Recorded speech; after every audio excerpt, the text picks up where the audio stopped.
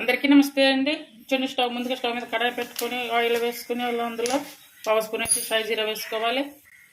చిన్న చెక్క అలాగే హాఫ్ స్పూన్ వచ్చేసి అల్లం ముక్కలు, చిన్న ఉల్లిపాయ ఒకటి తీసుకొని కట్ చేసి వేసుకోవాలి.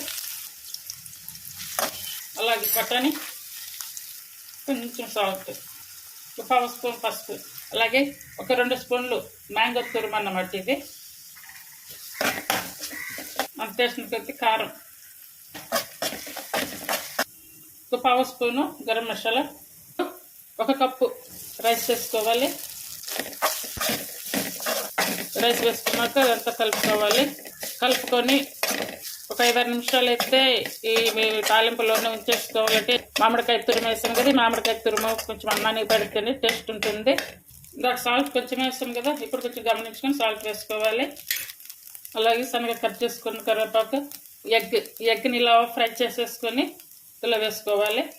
పావు స్పూన్ వరకు పెప్పర్ పౌడర్, అంటే 1 కప్పు రైస్, 1 కోడిగుడ్డు, 2 స్పూన్లు మామిడికాయ తురుము ఇవన్నీ వేసుకొని ఇలా అయితే తయారు చేసుకుంటే కనుక మనకి లంచ్ బాక్స్లకు కూడా చాలా బాగుంటుంది. అలాగే బ్రేక్ఫాస్ట్, అలాగే డిన్నర్కి అన్నిటికి, లంచ్కి అన్నిటికీ కూడా బాగుంటుంది. మ్యాంగో ఎగ్ ఫ్రైడ్ రైస్ అయితే రెడీ అయ్యింది. అందరూ కూడా ట్రై చేయండి. మీకు నచ్చితే కనుక లైక్ చేసి, షేర్ చేసి, సబ్స్క్రైబ్ చేయండి. చూడండి. Thank you for watching.